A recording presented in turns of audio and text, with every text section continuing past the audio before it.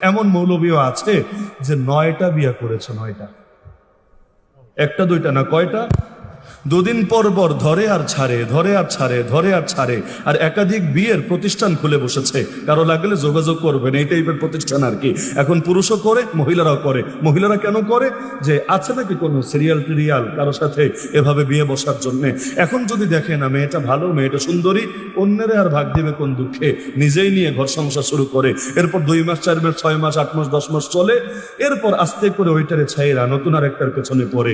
ইতিমধ্যে আগে 2 নম্বর বউ ঝামেলা করেছে, এখন 3 নম্বর বউ আদালতে মামলাও দিয়েছে। আমি খালি চিন্তা করি, এমনি নাস্তিকেরা সুযোগ খোঁজে, আর এরকম মৌলবী কিছু থাকলে নাস্তিকদের সামনে মাথাই পুরো জাতির নত করে ছাড়বে। আল্লাহ বিয়েকে হালাল করেছেন, একটা পবিত্র ইবাদত, কিন্তু এটারে ফাইজলামের বিষয় আল্লাহ বানান নাই, এটাকে দায়িত্ববোধের বিষয় বানিয়েছেন। দায়িত্ব, এটাকে জাস্ট শারীরিক চাহিদা পূরণের বিষয় বানান।